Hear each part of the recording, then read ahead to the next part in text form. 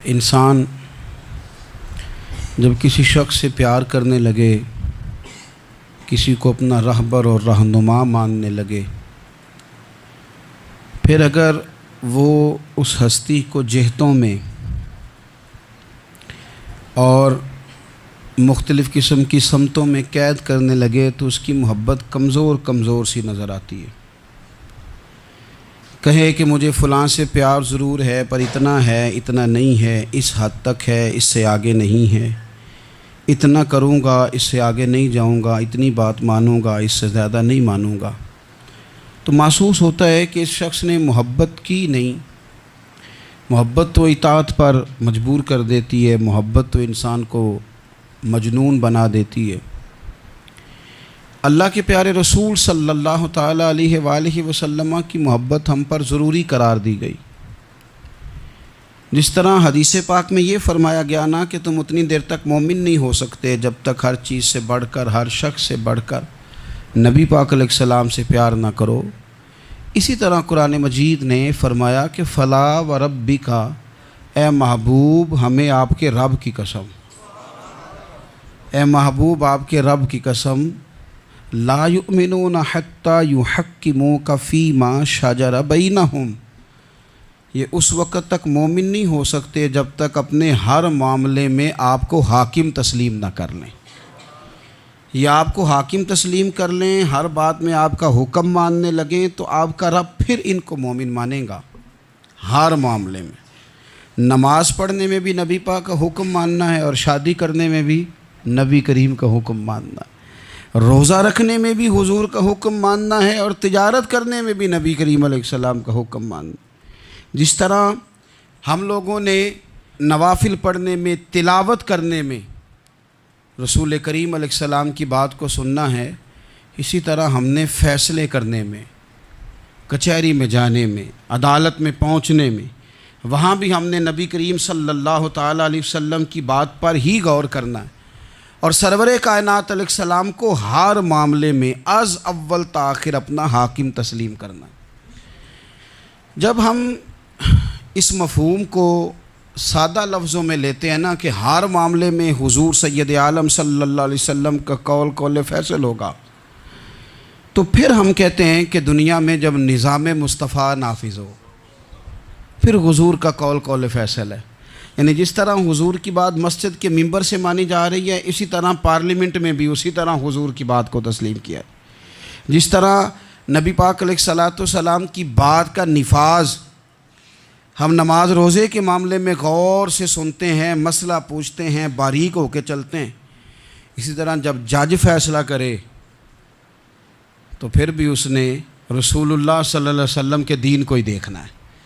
نظام مصطفیٰ صلی اللہ علیہ وسلم جب نافذ ہوگا، دنیا میں حضور کا قانون جب نافذ ہوگا تو پھر ٹھنڈی ہوا چلے گی۔ مسلمانوں کا یہ مسئلہ ہے کہ یہ نبی پاک سے پیار تو کرتے ہیں اور الحمدللہ بڑا کرتے ہیں، لیکن یہ پیار کو جہتوں اور سمتوں میں قید کرتے ہیں۔ یعنی مسجد میں آ کے درود شریف پڑھتے وقت اگر حضور کے غلام ہوتے ہیں تو فیصلہ کرتے وقت اور اپنے حق میں فیصلہ سنتے وقت، اس وقت بھی ہمیں نبی پاک کا ہی غلام ہونا چاہیے۔ ہمیں ووٹ لیتے وقت بھی حضور کے غلام، اور ووٹ دیتے وقت بھی نبی پاک صلی اللہ علیہ وسلم کے غلام۔ جب تک نظام نافذ نہیں ہوتا، نظام، یورپ کو آپ کی نماز سے تکلیف ہی کوئی نہیں، تو نماز پڑھنے کے لیے مسجدیں بنانے کی اجازت دیتے ہیں، قرآن پاک جتنا مرضی آپ وہاں پڑھیں وہ اجازت دیتے ہیں، آپ زکاتیں دیں جتنی مرضی، وہاں سے لوگ چندے اکٹھے کر کے یہاں نہیں لے آتے، کریں جو مرضی۔ ان کو آپ کی نہ نماز سے پریشانی ہے، نہ مسئلہ زکوٰۃ سے پریشانی ہے، نہ صوم و صلات سے مسئلہ ہے۔ ان کو تو مسئلہ یہ ہے کہ کچہری میں کہیں نبی پاک کا دین نہ آ جائے، ان کو تو مسئلہ یہ ہے کہ کہیں پارلیمنٹ میں حضور کا دین نہ آ جائے۔ دو قومی نظریے کیا ہیں اور نظریہ پاکستان کیا ہے جس کی بنیاد پر پاکستان بنا؟ بڑے ٹھنڈے دل سے میری بات کو سمجھیے گا۔ پاکستان اگر اچھی سڑکوں کے لیے، ترقی کرنے کے لیے بنا تھا تو یہ ترقی ہندوستان میں رہ کے بھی ہو سکتی تھی۔ انڈیا والے کہتے ہیں کہ ہم نے ترقی نہیں کرنی، کچی سڑکوں پہ چلنا ہے، ہم نے ٹیکنالوجی نہیں بنی، یہ کام وہاں بھی ہو سکتا تھا۔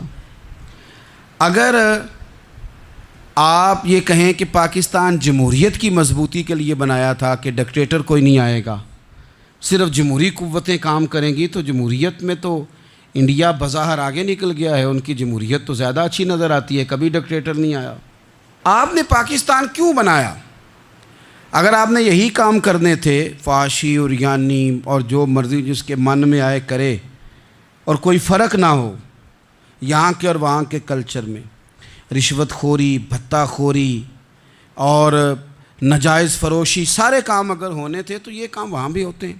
پاکستان کیوں بنا؟ کیوں اتنی ساری 40,000 لوگوں نے اپنی جانوں کی قربانیاں دیں؟ دنیا کی سب سے بڑی ہجرت ہوئی ہے، سب سے بڑی، جب پاکستان بنا۔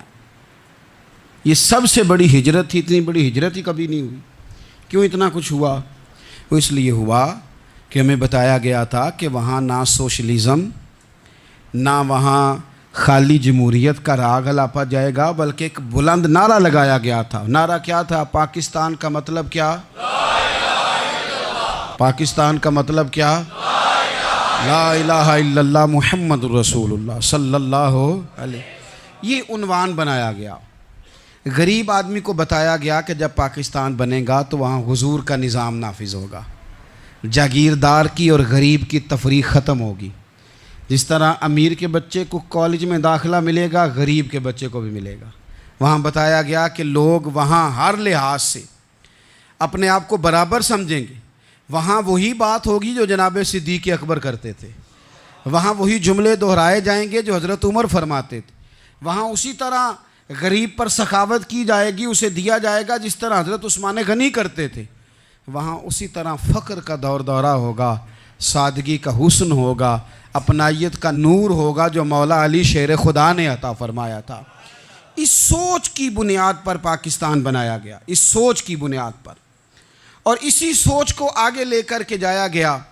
کوئی سیاسی پارٹی اب یہ بات نہیں کرتی۔ دو قومی نظریے کا معنی یہ تھا کہ ہندو الگ قوم ہے، مسلمان ایک الگ قوم ہے، ان کا رہنا سہنا، اٹھنا بیٹھنا، کھانا پینا الگ ہے، ہمارا اٹھنا بیٹھنا، کھانا پینا، سارے معاملات الگ ہیں، تہذیب و تمدن الگ ہے، لہذا ہمیں الگ سے خطہ چاہیے جہاں ہم اسلامی نظریات کے مطابق آزاد ہو کے اپنا وقت گزار سکیں۔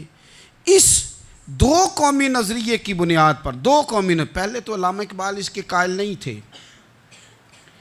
علامہ اقبال کا پہلے خیال یہ تھا کہ سارے جہاں سے اچھا ہندوستان ہمارا، یہ اقبال نے لکھا تھا۔ پھر اقبال کہتے ہیں میری سوچ بدلی، اور پھر میں نے کہا کہ نہیں، خطوں کے زور پہ نہیں، آپ رنگ نسل کے زور پہ نہیں، بلکہ کہنے لگے کہ اپنی ملت پر قیاس اقوام مغرب سے نہ کر، خاص ہے ترکیب میں قوم رسول ہاشمی۔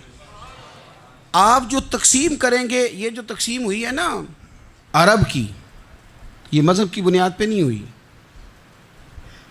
یہ تو ان کی ذاتی لڑائیاں تھیں، چھوٹا سا دبئی بن گیا، چھوٹا سا مسقط، چھوٹا سا ابو ظبی، یہ تو ان کی ذاتی لڑائیاں تھیں، قبیلوں کی لڑائیاں تھیں، جنگیں تھیں، چھوٹے چھوٹے ملک الگ سے تقسیم ہو گئے۔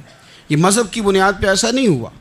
دنیا میں جتنی ریاستیں ٹوٹ کر بڑی ریاستوں سے الگ ہوئیں تو اس میں یہ تھا کہ ہماری قوم الگ ہے، ہم سردار علیحدہ سے ہیں، اس لیے ہم علیحدگی پسند ہیں۔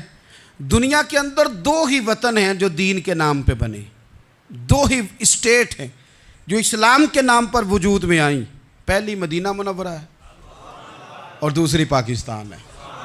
خالص مذہب کے نام پر یہ دو ریاستیں وجود میں ہیں، ایک مدینہ طیبہ اور دوسرا پاکستان۔ پاکستان کا مطلب کیا؟ لا الہ الا اللہ محمد رسول اللہ صلی اللہ علیہ وسلم۔ اس بنیاد پر اس وطن کو، خطے کو حاصل کیا گیا، یہی نعرہ لگایا گیا، یہی نعرہ محمد علی جناح لگاتے تھے، یہی ڈاکٹر اقبال لگاتے تھے، یہی نعرہ چودھری رحمت علی لگاتے تھے، یہی وہ نعرہ تھا جس نعرے کو تحریک پاکستان کے قائدین نے آگے پہنچایا۔ اس زمانے میں جو رائٹر لکھتے تھے ان کی تحریریں آپ آج بھی نکال کے دیکھ لیں، وہ کہا کرتے تھے کہ پاکستان قائم ہوگا تو امیر غریب کی تفریق ختم ہوگی، پاکستان میں وہی نظام آئے گا جو نظام رسول پاک صلی اللہ علیہ وسلم لے کے آئے، قرآن کو نافذ کر دیا جائے گا۔ یہ اس زمانے کے لوگ لکھا کرتے تھے، بیان کرتے تھے، اسی کا ابلاغ ہوتا۔ پتہ نہیں پھر کس کی نظر لگی، کیا ہوا، اور تحریک پاکستان میں جذباتی طور پر علماء نے کردار ادا کیا، علماء نے حضرت مولانا عبدالحامد بدایونی، حضرت مولانا سید نعیم الدین صاحب مراد آبادی، حضرت مولانا عبدالعلیم صاحب میرٹھی، اور ایک بڑا نام امیر ملت حضرت پیر سید جماعت علی شاہ صاحب محدث علی پوری، 100 سال سے زیادہ عمر کے بابا جی تحریک پاکستان کے لیے جلسے ہو رہے ہیں۔ بابا جی سے اٹھا نہیں جاتا، تو جس طرح 4 لوگ چارپائی پہ جنازہ اٹھاتے ہیں، اس طرح 4 لوگوں نے چارپائی پہ بابا جی کو اٹھایا ہوا ہے، امیر ملت سید زادے، اور چارپائی ان کی اٹھا کے جلسوں میں لے جائی جاتی ہے، اور وہ تقریریں کرتے ہیں اور کہتے ہیں سنو بھائی، جو مسلم لیگ کو ووٹ نہیں دے گا پھر ہم اس کا جنازہ بھی نہیں پڑھائیں گے، جو ووٹ نہیں دے گا ہم دفن بھی نہیں ہونے دیں گے اپنے قبرستانوں میں، جو ووٹ نہیں دے گا ہمارا مرید ہی نہیں۔ اتنے جذبات میں لا کے 40,000 لوگوں نے قربانیاں دیں۔ ایک نظریہ تھا کہ ہندو الگ قوم ہے، مسلمان ایک، اور پھر پاکستان بنایا گیا۔ آج کیا دھما چوکڑی ہے، کیا ذاتوں پاتوں کی بنیاد پر؟ یہ تو ہندوؤں کا طریقہ تھا کہ وہ ذاتیں پاتیں گنتے تھے کہ یہ برہمن ہے، یہ شوتری ہے، یہ کھتری ہے، یہ فلانا ہے، یہ ہمارے گھر نہیں آ سکتا، یہ نیچ ہے۔ اور اگر آج اس ملک میں بھی الیکشن ذات کی بنیاد پہ لڑا جائے، اور یہاں بھی صرف اس لیے سپورٹ کیا جائے کہ یہ میری برادری کا ہے، صرف اس لیے سپورٹ کیا جائے کہ میرا قبیلہ ہے، پہلے دیکھا جائے کہ یہاں کون سی برادری مضبوط ہے تو اس کینڈیڈیٹ کو ٹکٹ دیا جائے، تو پھر کیا آپ نے وطن بنا کے کیا کمال کیا؟ تو اس کا ایک نظریہ ہے۔ کیا نظریہ ہے کہ مسلمانوں کا رہنا، اٹھنا، بیٹھنا، کھانا، پینا الگ ہے۔ دیکھو ایک سادی سی بات ہے، یا آپ نے داڑھی رکھنی ہے، مونچھیں رکھنی ہے، تو اس پر بھی نبی پاک صلی اللہ علیہ وسلم نے کہا کہ الگ سے تمہاری شناخت ہونی چاہیے، الگ سے۔ فرمایا تم نے یہودی چونکہ مونچھیں بڑی رکھتے تھے، فرمایا تم نے داڑھیاں بڑی کرنی ہیں، مونچھیں پست رکھنی ہیں، یہودیوں کی مخالفت کرنی ہے۔ یہ لفظ ہیں حدیث میں ساتھ۔ سادی سی بات ہے نا، پگڑی باندھنی ہے، باندھ لے کوئی آدمی۔ ہمارے پنجاب میں لوگ پگڑی بھی کہہ دیتے ہیں، صافہ بھی کہہ دیتے ہیں، کلہ بھی کہہ دیتے ہیں، جو جس کے من میں آیا، لیکن حضور نے تاکید لگائی، فرمایا خاص ہے یہ بھی، یہ اسلام کا کلچر ہے، کلچر الگ سے ہے۔ فرمایا یہودی بغیر ٹوپی کے سر پہ پگڑی باندھتا ہے، تم نے پہلے ٹوپی پہننی ہے پھر پگڑی باندھنی، یہودی کی مخالفت کرنی۔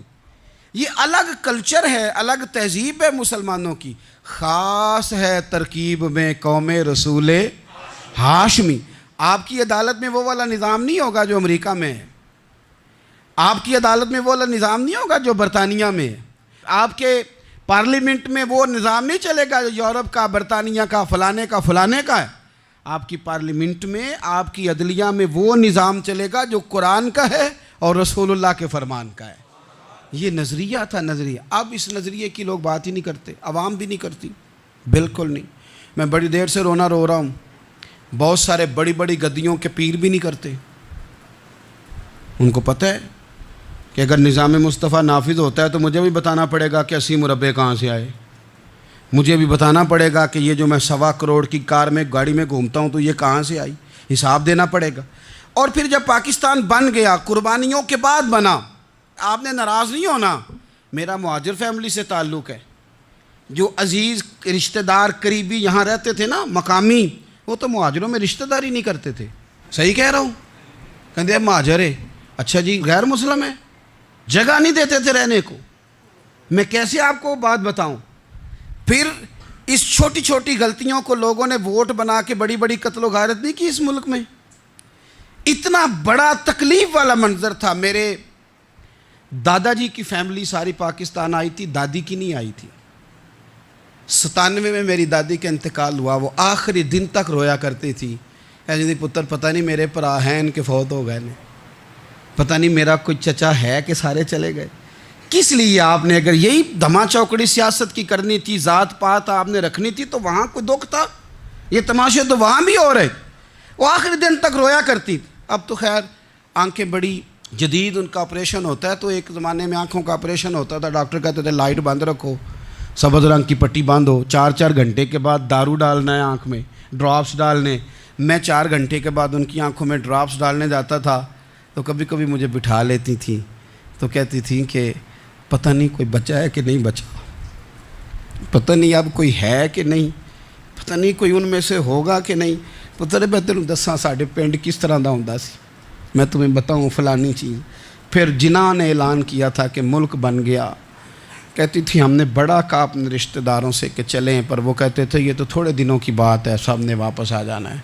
میں نے 2 دفعہ یہ ماحول دیکھا ہے اٹاری اسٹیشن پہ, واگا بارڈر پہ, ایئرپورٹوں پہ. ایک بھائی ادھر ہے ایک ادھر ہے, اس طرح تڑپ کے روتے ہیں جب لوگ انڈیا پاکستان آتے جاتے ہیں. کیوں آپ نے یہ سارا کچھ کیا؟ صرف ایک نعرہ تھا کہ پاکستان کا مطلب کیا؟ لا الہ الا اللہ محمد الرسول اللہ. صرف ایک نعرہ تھا کہ یہاں ہم حضور کا دین لے کے آئیں گے. وہ دین تم لائے نہیں, انہی نوابوں, وڈیروں, چودھریوں کے ذمے تم نے کام لگا دیا. اپنے ملک میں حضور کے نظام کے لیے جد و جہد کرے. یہ بنا ہی نبی پاک کے نظام کے لیے, اس کا کوئی دوسرا حل ہو سکتا؟ کوئی حل نہیں. یہ حضور کے نظام کے لیے بنا ہے. 2-3 باتیں آپ کی خدمت میں عرض کرنی ہے جو آپ نے زیادہ غور سے سننی. سب سے پہلے تو پاکستان بدلنے کے لیے ضروری ہے کہ نظام مصطفیٰ کے لیے جد و جہد کی جائے, فکر حسینی اپنائی جائے, اور وقت کے ہر یزید کو للکارا جائے, اور للکار کر کے نظام کے لیے کوشش کی جائے کہ نظام مصطفیٰ اس ملک میں نافذ ہو. اس جد و جہد کو آگے بڑھایا جائے. وہی جد و جہد جو ہمارے بزرگوں کا قافلہ صدر الافاضل سید نعیم الدین مراد آبادی سے لے کر علامہ شاہ احمد نورانی صدیقی تک, اور آج کے اس دور کے اکابرین تک جو جد و جہد کرتا آیا ہے, اس جد و جہد کو اپنایا جائے. ہمارے منہ سے یہ لفظ نکلیں کہ ہمیں صرف مسجد میں دین نہیں چاہیے, کچہری میں بھی چاہیے. دیکھیں نا, کچہری میں دین نافذ ہو تو کس طرح ہوتا ہے. تراویح بڑی سونی حضرت ابی بن کعب پڑھایا کرتے تھے, قرآن بڑا سونا پڑھتے. تو حضرت عمر نے کہا یہ تراویحیں پڑھائیں گے. اب چونکہ قرآن اچھا پڑھتے تھے, اچھا سمجھتے تھے, تو حضرت عمر نے فرمایا چونکہ قرآن اچھا پڑھتے ہیں لہذا چیف جسٹس بھی انہی کو بنانا ہے, جن کو سمجھ ہو قرآن کیا کہتا ہے فلاں چیز کے بارے میں. تو قاضی القضاء جج بھی حضرت ابی بن کعب کو بنایا. حضرت عمر پر ایک بندے نے مقدمہ کر دیا, حضرت عمر نے انہیں قاضی بنایا ہے, مقدمہ کر دیا. جناب عمر پیش ہوئے عدالت میں. پہلے تو وہ اٹھ کے کھڑے ہو گئے, پھر اس کے بعد مدعی نے جناب عمر سے کہا کہ آپ گواہ دیں. حضرت عمر کے پاس گواہ نہیں تھے, تو اس نے کہا ٹھیک ہے پھر آپ قسم دیں. تو حضرت ابی بن کعب رضی اللہ تعالیٰ عنہ فرمانے لگے آپ کو امیر المومنین کے ساتھ یہ رویہ اختیار نہیں کرنا چاہیے. آپ امیر المومنین سے قسم کا مطالبہ کر رہے ہیں, آپ کو پتہ نہیں کہ یہ وہ ہستی ہے جن کی رسول پاک علیہ الصلوۃ والسلام نے گواہیاں دی ہیں کہ بڑے کام کے آدمی ہیں, ان کی فضیلتیں حضور نے بیان فرمائی ہیں. آپ امیر المومنین سے.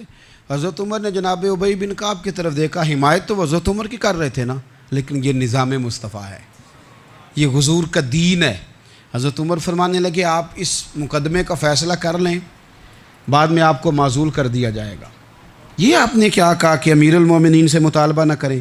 فرمایا میں جتنا مرضی بھی معزز ہوں تو نبی پاک کی قاعدے کے اندر نا, جو قانون حضور نے دیے میں اس کے اندر ہوں. کسی کا اعزاز اسے قانون سے باہر لے کر نہیں جاتا. میں قانون میں ہوں اور نظام مصطفیٰ کی سائے کے نیچے ہوں. سب سے پہلے تو نظام مصطفیٰ کا مطالبہ کریں. دوسرا میں آپ کو ایک بات عرض کروں, ایک ہوتا ہے گھر, ایک ہوتا ہے قبرستان, ایک ہوتا ہے گھر, ایک ہوتا ہے ڈیرا. ان دونوں میں فرق ہے. ہمارے حکمرانوں اور سیاستدانوں کے لیے پاکستان یہاں تو قبرستان ہے, یہاں ڈیرا ہے. اگر کوئی مر جائے تو یہاں لا کے دفن کر دیتے ہیں تاکہ پتہ چلے ہم یہاں کے باسی ہیں. یہاں ڈیرا آپ کو پتہ ہے نا, پنجابی میں ڈیرا سمجھتے ہیں, فارم ہاؤس, بیٹھک, سمجھ میں آتا ہے نا مسئلہ. ڈیرے پہ نا لوگ مکان نہیں بناتے تھے, اچھا باورچی خانہ نہیں بناتے تھے, کیونکہ ڈیرے پہ سیاست کرنی ہوتی ہے. کوئی 2-4 بندے آئے, بیٹھے, چائے شائے پی, چلے گئے. رہائش جہاں ہوتی ہے وہاں سونے کے لیے, بیٹھنے کے لیے, آرام کرنے کے لیے, کچن, باورچی خانہ, کھانے پینے کے لیے, وہاں اپنے گھر والوں کے لیے بندہ بندوبست کرتا ہے. پاکستان کو تو ڈیرا بنایا ہوا ہے. یہاں تو یہ آتے ہیں ڈیرے داری کرنے کے لیے. سیاست کی 4 دن, لوگوں کو قائل کیا, الیکشن لڑا, جیت گئے تو رہ گئے, ہار گئے تو چلے گئے, اور جب جیتنے کے بعد بھی حکمران رہے تو رہے, نہ رہے تو چلے گئے. یہ تو ڈیرا ہے. لیکن ڈیرے میں زیادہ نقصان چودھری کا نہیں ہوتا کہ وہ چودھری بنا ہوا ہے. زیادہ ظالم وہ ہوتا ہے جو اپنے آپ کو کمی سمجھتا ہے, وہ نقصان کرتا ہے چودھری کا بھی, چودھری کے بچوں کا بھی. وہ اسے تکبر میں مبتلا کرتا ہے، وہ اس کو کہتا ہے کہ تو بادشاہ سلامت، وہ اس کا دماغ خراب کرتا ہے۔ اس لیے شیخ سعدی کہتے تھے بہت سارے لوگوں کو ان کے مشیر تباہ کر دیتے ہیں کہ تو بلے بلے۔ تو پاکستان ان لوگوں کے لیے یا ڈیرا ہے یا قبرستان ہے، گھر تو میرا اور آپ کا ہے، لہذا ہم نے اسے گھر سمجھنا ہے، صرف اپنے گھر کو نہیں۔ ہماری گلی بھی ہمارا گھر ہے، ہماری سڑک بھی ہمارا گھر ہے، ہمارے پارک ہمارا گھر ہیں، پبلک پراپرٹی ساری ہماری ہیں۔ ہم نے حکمرانوں کا صرف انتظار نہیں کرنا، ہم نے ریپر دیکھ کے پھینکنا ہے کہ گھر ہمارا ہے، ہم نے سڑک پہ کچرا دیکھ کے پھینکنا ہے کہ گھر ہمارا ہے، ہم نے اس کے ذروں سے، اس وطن کی مٹی سے پیار کرنا ہے۔ اور یہ آپ چھوڑ دیں کہ سندھ میں فلانے کی حکومت ہے اور خیبر پختونخوا میں فلانے کی حکومت ہے، پنجاب فلانے کا ہے اور بلوچستان فلانے کا ہے، یہ باتیں آپ چھوڑ دیں۔ خیبر پختونخوا بھی درویشوں کا ہے، حضرت بابا عبدالرحمن کا ہے، پیر آف مان کی شریف کا ہے خیبر پختونخوا، سندھ حضرت عبداللہ شاہ غازی کا ہے، اور پنجاب بابا فرید کا ہے اور داتا علی اجویری کا ہے۔ تو میرے عزیز، سب سے پہلے تو نظام مصطفیٰ کا مطالبہ کریں، پھر اس کی صفائی میں، ستھرائی میں، تعمیر میں، ترقی میں اپنا کردار ادا کریں۔ تیسری بات یہ کہ لوگوں کو یہ بات سمجھائیں ایک دوسرے کو کہ بہت زیادہ خود غرض نہ بنیں، فقط اپنے گھر کی فکر چھوڑ دیں۔ یہ ملتوں کا طریقہ نہیں، قومیں اس طرح نہیں بنتی۔ فقط اپنے گھر کی فکر کرنا، ایسی ہوا چلی ہے کہ ہر شخص سوچتا ہے تمام شہر جلے بس ایک میرا گھر نہ جلے۔ یہ فکر چھوڑ دیں۔ دیکھیں نا، ہمیں بتایا گیا، نبی کریم صلی اللہ تعالیٰ علیہ وسلم کے فرمان نے بتایا کہ 40 گھر آگے، 40 گھر پیچھے، 40 گھر دائیں، 40 گھر بائیں، یہ تیرے پڑوسی ہیں۔ اور سخاوت تو کہاں سے شروع کر؟ حضور نے جناب ابو ذر غفاری سے فرمایا تھا کچھ نہ ہو سکے تو شوربہ ہی زیادہ پکا لیا کر، اسی سے پڑوسیوں کا بھلا کر۔ اپنے ارد گرد تھوڑا دیکھیں ہم کس کے کتنے کام آ سکتے ہیں، اور اگر کسی کے گھر میں کوئی پریشانی ہو تو اسے ختم کرنے کی کوشش کریں۔ اگر ہمارے دائیں بائیں کوئی آدمی کسی غلط چیز میں ملوث ہو تو دور کرنے کی کوشش کریں۔ کیوں بھلا؟ اس لیے کہ پڑوسی کے گھر کی آگ صرف اس لیے نہیں بجھانی چاہیے کہ اس کا گھر نہ جل جائے، پڑوسی کی آگ اس لیے بھی بجھا دینی چاہیے کہ اگر اس کے گھر سے آگ نہ بجھائی تو وہ ہمارے گھر بھی آ جائے گی۔ اگر ساتھ والے کے گھر کی آگ نہ بجھائی جائے تو وہ ہمارے گھر بھی آ جائے گی۔ اس لیے اس وطن میں جتنے گھر ہیں وہ سارے اپنے۔ ایک آخری بات آپ حضرات کی خدمت میں بڑی درد مندانہ میں نے عرض کر دی، درد مندانہ۔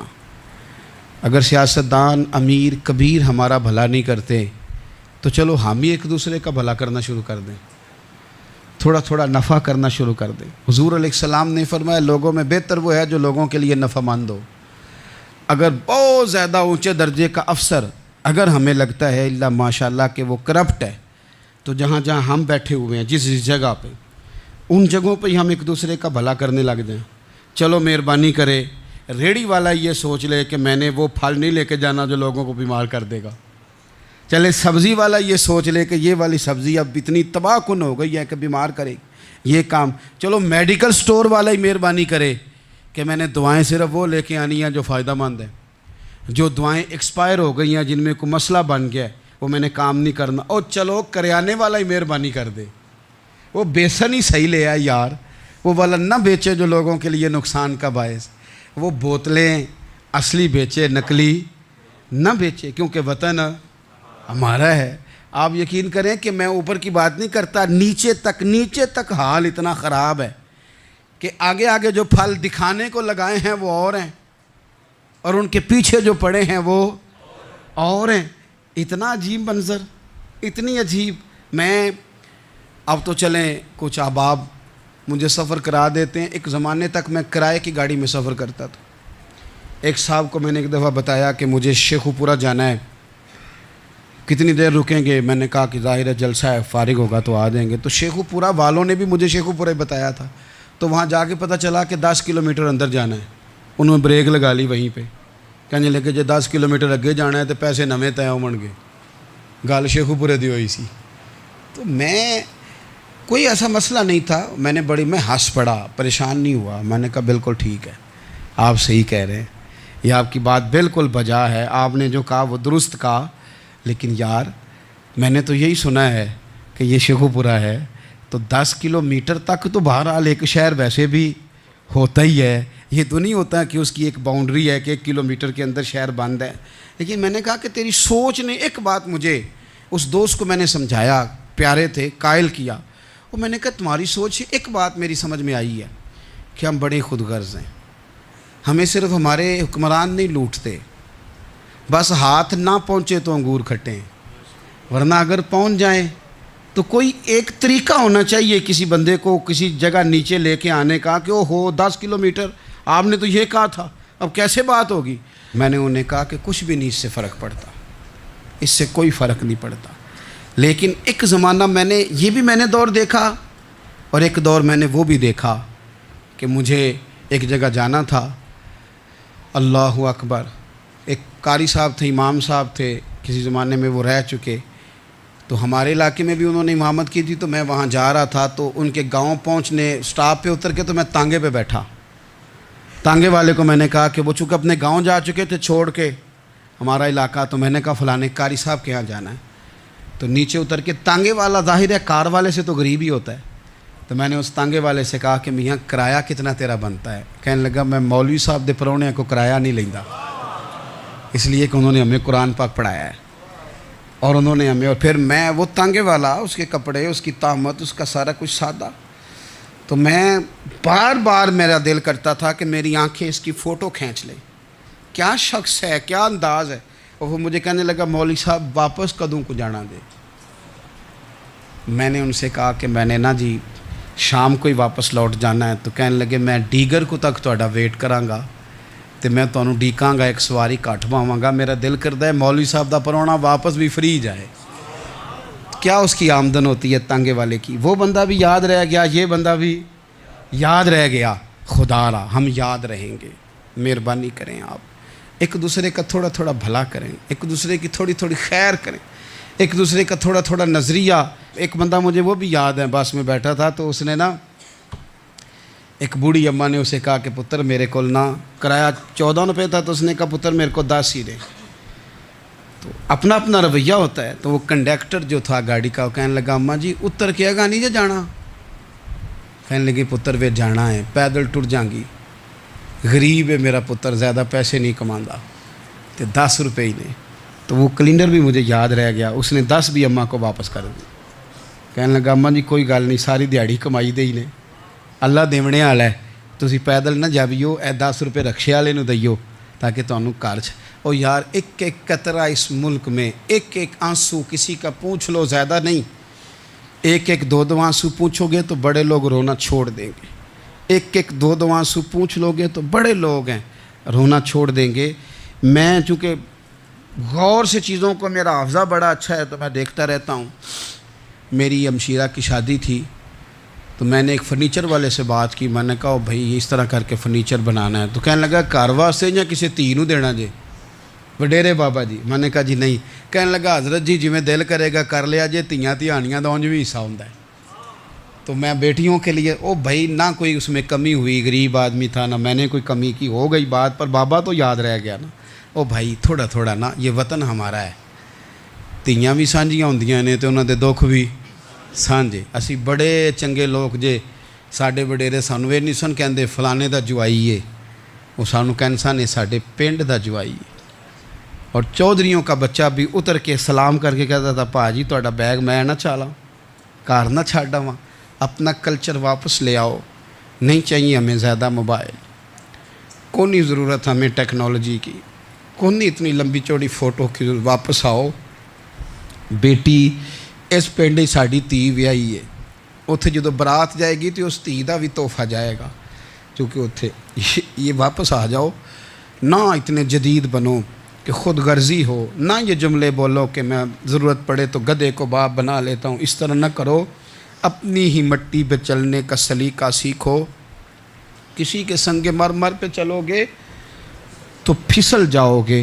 پیار بانٹیں، یہ وطن ہمارا ہے، ہم نے یہاں مل کے رہنا، چھوٹے چھوٹے تعاون ایک دوسرے کے ساتھ کرو گے تو وطن میں اخوت بڑھے، پیار بڑھے گا، للہیت میں اضافہ ہوگا۔